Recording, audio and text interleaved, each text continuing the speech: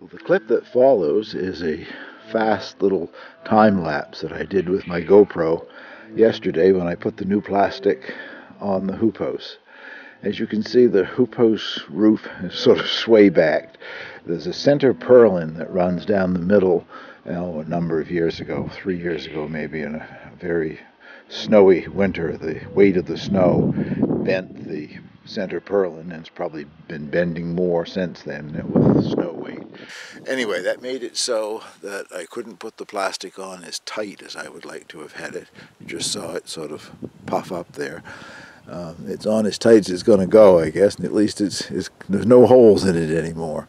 A bit of looseness is good anyway, because it contracts in the cold weather in the wintertime, and the original plastic, I remember the first couple of years, it was tight as a drum all winter. I think perhaps I had it on a little too tight, but nevertheless, that's much looser than I would like to see it.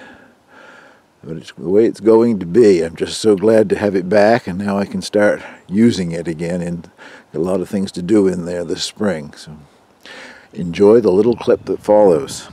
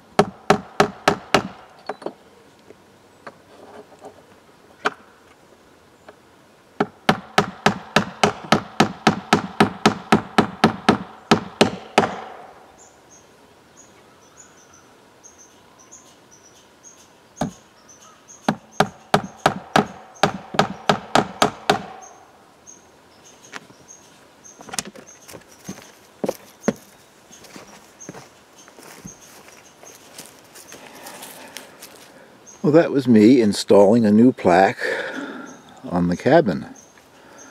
A plaque made for me by Southpaw Davy in Switzerland. I really like it, Dave. Guess that's in full view there. I didn't have screws that were small enough to go through the holes, so I used ring nails.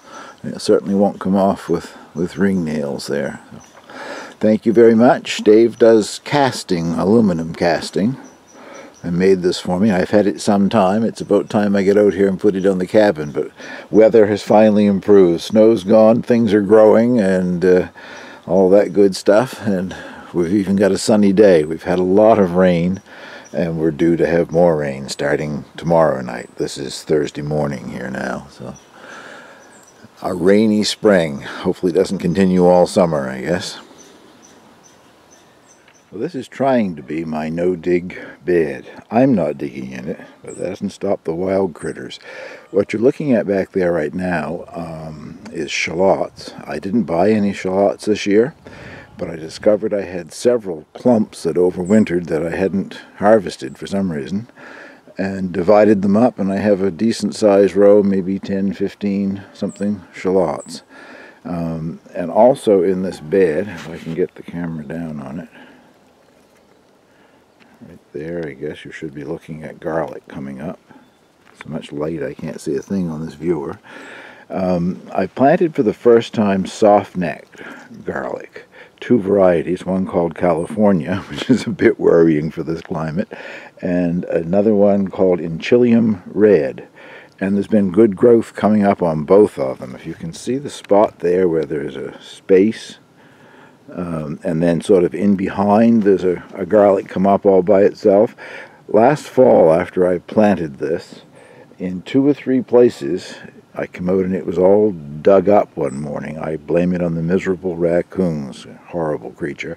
They knew that I dug something in the ground there and they wanted to see if it was worth eating, and evidently they didn't care for it and moved on. But they replanted that garlic in behind, just going to leave it where it is.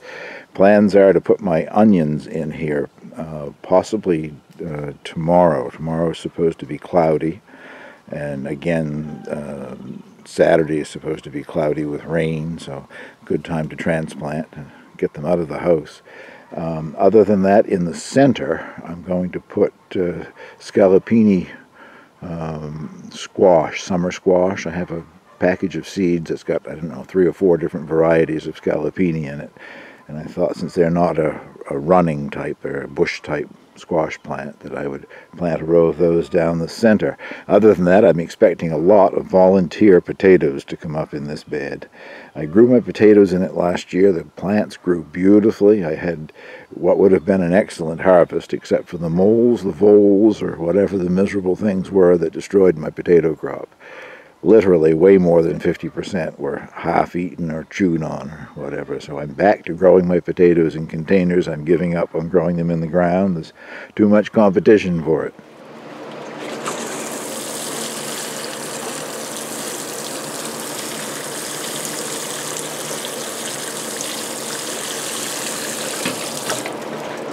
Well, that is my new grapevine. If you can hear me above the fan, the hoop house is really working. I had to turn the fan on. When I did that, I reminded myself that old box fan that I probably paid $12 or $15 for 5 years ago is still working. I use it on a timer. It comes on around 6 o'clock in the morning and shuts off around 10 in the evening. Not so much to keep it cooler in here, but it helps reduce the humidity. Constantly all day when the sun is shining, it's blowing the moist air out through the vent. Anyway, enough of that. If you followed me over the years, there was a grapevine growing here called Somerset, S-O-M-E-R. And every year the thing would have grape blossoms on it. You would think it had set fruit. I'd come back and there'd be nothing. It never ever grew a single grape, so I hacked it down this spring. And that variety I ordered from Cornhill Nursery here in the province doesn't even have a name. It's KV 86-4 or 80-4, something like that. Anyway, it's a non-named variety, but it had a good write-up. A lot of people are growing it. I think it grows a green grape or a white grape, whatever you want to call them. That's what I wanted, was a different kind. My beta plant off to the left here that you can't see produces a lot of grapes, Concord type grapes, slipskin grapes, but smaller than a Concord. Anyway, I'm sure it'll be a few years yet before I see the first grape off of that. I just hope it leaves out. I'm always a little bit suspicious when I plant a dry stick, but water it in well and see what happens, I guess. I saved a few of my Charlotte and Cara potatoes as seed potatoes for this year. And this is the Charlottes. The Cara potatoes look just the same. I always keep them in a little pasteboard box in my basement, closed up so that it's dark, and I've always had good luck in the past. But in the past, I have always, it's the empty box blowing around, I've always put them in sawdust or wood shavings in the box, and evidently that makes quite a difference, because when I opened the box up, that's what I was looking at about a week ago. However, I'm sure it'll still grow potatoes. I'm going to plant them as deeply as I can, filling this pot up completely with earth.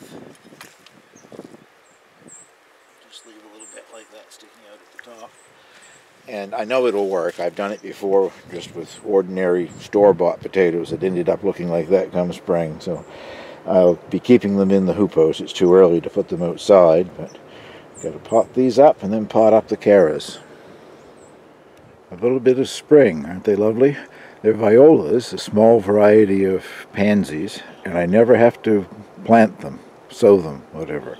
They grow inside the hoopos and throw their seeds around, and in the spring I just dig them up and pot them up, and that's this spring's crop of them so far, which is more than I'll need, I guess. Right now I am starting to plant my beets. Two varieties of beets. I'm growing Detroit Red and one called Taunus, Taunus. Anyway, it's just one of those cylinder-shaped beets. This cell pack is 128 cells, so I'm going to plant it half in each variety.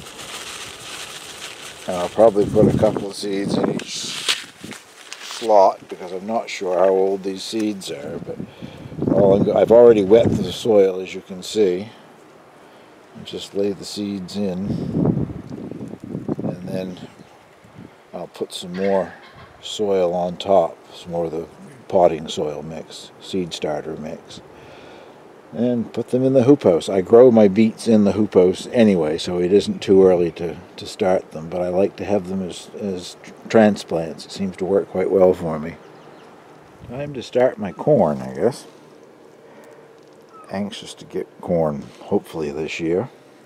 The raccoons usually get it all, but if you watched my videos last fall, you know I have a corn cage now. I'm growing two varieties. I'm putting two seeds in each one of these. One variety. This is espresso, which is a bicolored sweet corn. I chose it. I've never grown it before. Don't know how well it does or anything like that. But I chose it because it was the one that I could find with the shortest growing season required. We don't have a very long growing season here. Get them a head start by having seedlings ready to transplant. I'm going to grow 15, putting 30 seeds in, but I will sacrifice one if they both come up. 15 of the espresso. And the other thing that I'm growing is pink popcorn. The popcorn seed is pink. When you pop it, the popcorn is white like any other popcorn, I guess, but I've never grown popcorn before. So 15 of the sweet corn and 8 of the espresso. I won't make you watch me potting up the espresso, but the sweet corn is the espresso. The pink popcorn is the one that I'm going to grow 8 of. I just want to show you the seed. The other seed there was pink as well, but that's because it's treated seed. These aren't treated. And they're kind of a, I don't know, mauvish pink sort of a color. Don't know if I have time to grow those in our growing season here or not, but I'm going to give it a try. To finish off, I want to go in the house and show you my host tomato, how that's coming along. But this is the elevated garden or planter or whatever. It's about 4 foot by, foot and a half maybe, I guess. But it's 3 feet or so off the ground. Easy for gardening for anybody like me with arthritis. But I just did it for the fun of it, and it's here on my deck. I grew a tomato plant in it, a tiny Tim tomato, I think, and some herbs last year. Plans this year are to grow it full of different herbs, but most of them are delicate annuals that won't be ready to go out until almost the end of this month, or maybe even early June. So what I've done is, in a few places in there, I put in several of either cauliflower or broccoli seeds, and they've come up, and because they're quite cold hardy, they've come up and are growing. Plans are that when they're big enough to transplant into the regular garden, I'll just dig them up and take them out and put them in the garden. They won't need to be hardened off because they've been growing outdoors all along anyway. And after that I'll be able to put my herbs in. Well, let's go have a look at the host tomato. Well, that is my host tomato in the center there, among a lot of other things that are waiting to get out in the garden. Some things that never go out in the garden, but a lot of seedlings here as well. It's probably about at the height, or close to the height that they say they grow, 18 inches or so. I haven't measured it, but that's getting pretty close there. And it has lots of blossom buds. I'm still waiting for one of them to open. That hasn't happened yet. Two relatively healthy looking plants anyway. I think pretty soon I am going to put a bamboo cane in there for some support. If it does set any fruit as they grow, they'll knock it over, I'm sure. Well, thank you very much for watching, not walking. I think this video has got long enough, so I'll get this closed down and get it up on YouTube.